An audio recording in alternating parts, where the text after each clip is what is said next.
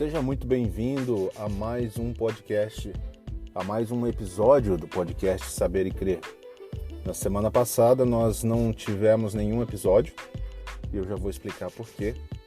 Basicamente porque nós estávamos participando da conferência Mais Que Tudo da Igreja Vineyard de Curitiba e apesar de sermos muito bem providos de muito conteúdo bom e muita coisa boa que aconteceu lá nesses dias, não foi possível fazer um resumo de tudo isso, seria um resumo muito grande. E também eu penso que muitas vezes nas conferências o que Deus está fazendo ali é para quem está ali participando, né? Deus tende a cuidar de nós nesse sentido também em conferências. Então algum material você pode ouvir no YouTube da Vineyard de Curitiba, se você quiser ouvir as palestras, foram 4 sessões. Mas aqui no nosso podcast eu não vou comentar nada a respeito. Então o que eu quero fazer hoje é simplesmente conversar com você um pouquinho sobre aquilo que nós conversamos no último domingo, no domingo anterior agora, na Vineyard de Curitiba, e na sequência que nós demos ao assunto dos dons. E você vai ver que um pequeno parênteses foi feito que combina a nossa série com a conferência. Isso foi muito específico para os irmãos e as irmãs que estavam conosco ali, mas eu tenho certeza que vai fazer sentido para você também, porque você também participa de conferências e você também quer viver a vida cristã, tá bom? Então esse vai ser o nosso tema de hoje.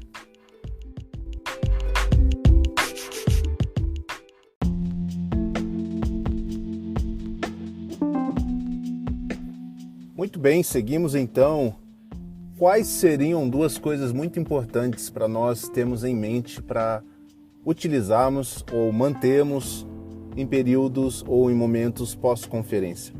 Esse foi meu pensamento durante a semana e também como eu poderia conectar isso com o tema da conferência Mais Que Tudo, que falou sobre intimidade com Deus por meio da adoração, ao mesmo tempo que falou conosco sobre um comprometimento maior com o Senhor, amar ou adorar aquilo que nós amamos e como o nosso coração precisa estar no lugar certo. Então todas essas coisas, combinadas também com o que nós estamos falando sobre dons, e não somente sobre dons, mas sobre a vida de serviço, sobre a vida de oração, sobre vivenciar a nossa identidade, o pacote completo da vida que Deus deseja para nós. Como nós podemos juntar todas essas coisas? Bom, eu falei de 2 coisas específicas nessa manhã, num compartilhamento bem breve com os irmãos. Eu falei sobre testemunho e eu falei sobre a lenha. Se você lembrar de episódios anteriores, se você voltar em episódios anteriores, você vai se lembrar que eu falei um pouco sobre a necessidade de manter o fogo aceso que Deus coloca no nosso coração. Então uma coisa que acontece muito em conferências é Deus falar conosco, um tempo de intensidade ali com Deus, um irmão, uma irmã que vem nos traz uma palavra do Senhor e aquilo aviva o nosso coração, o Espírito de Deus fala conosco e aí nós se sentimos, né, a gente usa essa expressão, fogo, coração aquecido, queimando por Jesus, queimando de vontade de viver uma vida séria com Deus, renovada, mais comprometida. E nós entendemos que uma vez que esse fogo que é trazido pelo Senhor é colocado em nosso coração, a nossa parte desse relacionamento é manter o fogo aceso e nós fazemos isso com lenha. Eu vou falar sobre a lenha então daqui a pouco. Primeiro eu queria falar sobre testemunho. E uma das minhas devocionais dessa semana, eu resolvi voltar a ler o Evangelho de João. E ao ler o primeiro capítulo me chamou a atenção as palavras de João Batista, dizendo que o Senhor havia falado com ele e dito que aquele sobre o qual o Espírito Santo repousasse, esse seria o ungido de Deus, o Cristo, o Filho de Deus. E João diz que eu não sabia quem era ele, mas quando eu vi o que Deus tinha me falado, eu soube, ali está o Filho de Deus. E então eu testemunhei que aquele era o Filho de Deus. Testemunho, aqui para nós, usando o exemplo de João Batista, é você ouvir algo de Deus, ver Deus fazendo algo e então declarar isso, contar isso a alguém. Isso tem tudo a ver com a conferência, isso tem tudo a ver com a rotina até, a rotina é uma palavra que às vezes nós não gostamos, né? Com a regularidade, digamos assim, o que deveria ser regular, normal na nossa vida comunitária. A nossa vida deveria ser, como cristãos, regida pelo falar de Deus, seja pelas Escrituras, seja pelo Espírito Santo no nosso coração. Em um próximo momento, nós vemos Deus agir porque nós estamos procurando fazer aquilo que Deus está fazendo, colaborar com o que o Pai está fazendo, conforme João 5,19. E ao fazermos isso, nós vamos testemunhar que Deus é um Deus verdadeiro, e vendo todas essas coisas, a nossa fé crescendo ainda mais, a nossa ousadia, a nossa coragem, o nosso amor, o fogo sendo mantido aceso, e nós vamos então contar a outros sobre o que Deus tem feito e faz. E aí a gente entra num ciclo progressivo, né? Um ciclo que vai avançando, que passa pelo ouvir Deus, agir com Deus, em nome de Deus, testemunhar Deus agindo na sua vida, na vida de alguém, e então nós contamos sobre isso, nós damos esse testemunho, que nada mais é do que contar. E se você ler o texto do primeiro capítulo de João, o que acontece um pouco mais à frente é justamente isso. Pelo testemunho de João, André, irmão de Simão Pedro, ouve o mesmo testemunho e passa a crer em Jesus. Eu encontrei o Cristo, ele diz então para Pedro. E Pedro passa a seguir Jesus. Mais à frente, Felipe, que também se encontra com Jesus, fala a Natanael. Natanael, meio desconfiado, diz: pode vir alguma coisa boa de Nazaré? A resposta de Felipe é muito inteligente. Ele diz: venha e veja. Ele está dizendo implicitamente: eu vi e eu criei. Eu tenho visto o Senhor, eu encontrei o Cristo. Então ele diz: venha e veja. Então o nosso testemunho trabalha para que pessoas sejam desafiadas a vir e ver o Cristo. Tá bom? Então esse foi um ponto muito interessante que nós refletimos ali sobre isso. Junto com essa questão do testemunho, eu falei também sobre o fato de que nós, às vezes, deixamos de usar essa ferramenta que nós temos. John Wimber dizia que nós deveríamos ter à nossa disposição, fácil no acesso da nossa mente, um breve resumo do nosso testemunho de encontro com Jesus. Como foi o de João Batista, como foi o de André, como foi o de Felipe, Natanael e tantos outros na história cristã, nos evangelhos, nas epístolas, na história da igreja. John Wimber dizia: talvez em uma página, se você conseguir resumir aquilo que é o seu testemunho, como você veio a conhecer Jesus, é o seu testemunho, é a sua história. A sua história tem valor, foi algo que nós dissemos juntos ali, ela tem valor. A sua história é única, é a sua história de encontro com o Senhor, a sua história de que a palavra veio até você através de alguém, através da própria Escritura, e te encontrou, e nesse encontro você reconheceu o Senhor, e por isso você creu. Isso precisa estar à nossa disposição, acessível, porque alguém precisa ouvir a sua história. Não importa se você é aquele que teve uma vida totalmente maluca e tem um monte de outras histórias para contar, não é sobre isso.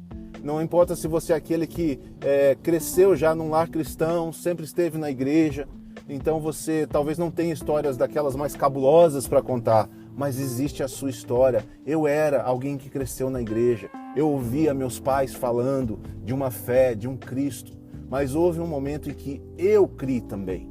Houve um momento meu, houve um momento que no meio de muitas outras coisas, quando eu menos esperava, a voz do Senhor chegou a mim, e eu vi o Senhor, e eu testemunhei o Senhor, né? Testemunhei do Senhor, e agora eu posso testemunhar do Senhor. Então o testemunho fala sobre isso. E nós cremos que o testemunho é importante, não só na vida comum, como após conferências, então, após momentos intensos com o Senhor, seja na vida devocional, seja numa conferência, seja na regularidade do encontro da igreja. Precisamos aprender a testemunhar mais, talvez dar mais espaços ao testemunho. Esse é o nosso primeiro ponto. E agora eu quero falar um pouco sobre manter o fogo aceso e sobre a questão da lenha, o que vai ser um pouquinho mais breve, talvez, do que essa questão do testemunho, tá bom?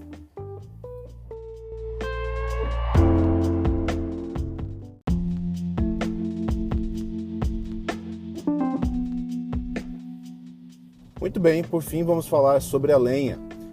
Deixa eu dizer uma coisa para você, uma das coisas que nós mais falhamos após momentos intensos com Deus, que normalmente acontecem em tempos juntos de comunhão da igreja, né? Ou então em momentos de conferência, como nós falamos. Então, se você participou recente de uma conferência, você experimentou um tempo bom com Deus ali, de ensino, de experiência com o sobrenatural de Deus, a ação do Espírito Santo no seu coração, te convencendo de verdades das Escrituras, te convencendo de verdades sobre si mesmo. Nós participamos disso, e onde nós falhamos? Nós falhamos na questão da lenha, nós falhamos em manter o fogo aceso. Palavra do Senhor aos seus sacerdotes: Deus traria o fogo no tabernáculo, fogo sobre o altar, mas cabia a cada um daqueles sacerdotes prover lenha para que o fogo jamais se apagasse. Então nós trabalhamos, colaboramos com a obra do Senhor em nós, fazendo isso, colocando lenha e mantendo o fogo aceso. Como que nós fazemos isso? Nós fazemos isso através da oração, nós fazemos isso através da adoração, do estudo bíblico, da meditação, do jejum, do serviço ao próximo. Todas essas disciplinas mantêm o fogo aceso.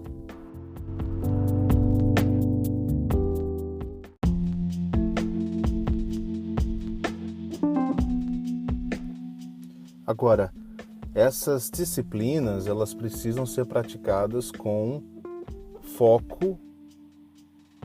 foco no ministério do reino de Deus, ou seja, com foco em,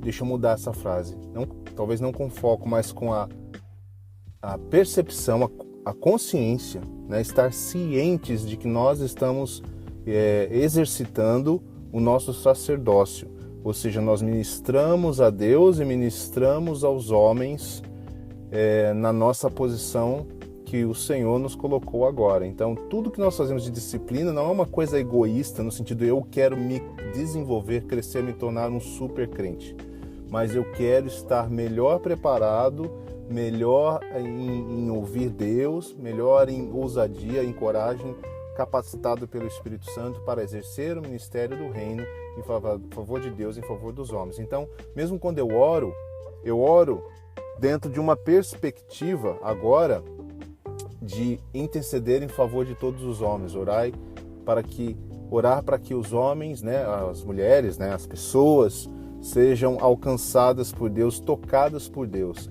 Se você perceber bem, no fim tudo acaba eu ia dizer uma perspectiva, tudo acaba numa expectativa de um novo testemunho, de certa forma, de um novo agir de Deus, ver Deus agindo.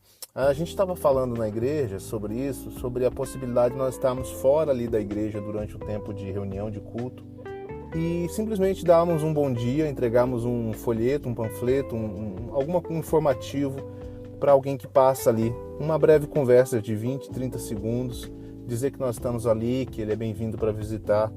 E eu disse também aos irmãos se não seria o caso de que ao fazermos isso de forma mais intencional, exercendo o sacerdócio nessa atividade tão simples, nós não acabaríamos envolvidos. Veja, eu estou servindo, estando ali, para servir, eu começo a me engajar em oração, então a minha oração se torna uma oração mais disciplinada nesse sentido. Eu não estou fazendo orações de fim de dia, aquela coisa assim um pouco romântica, simplesmente de ajoelhando, agradecendo a Deus o dia, que é muito importante.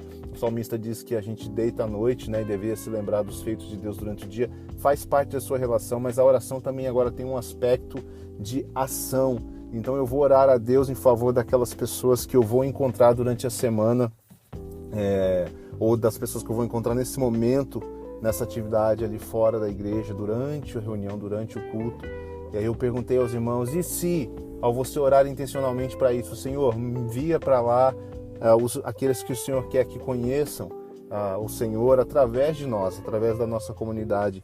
E se um dia alguém testemunhasse para você que ele sempre caminha ali naquele bairro, mas que por alguma razão, naquele domingo de manhã, ele se sentiu compelido a mudar o seu trajeto e cortar caminho ou acrescentar o caminho, passando em frente à sua comunidade, encontrou você, encontrou um irmão, uma irmã ali. e ficou sabendo da existência daquele lugar. Entende o que eu quero dizer? Seria isso possível?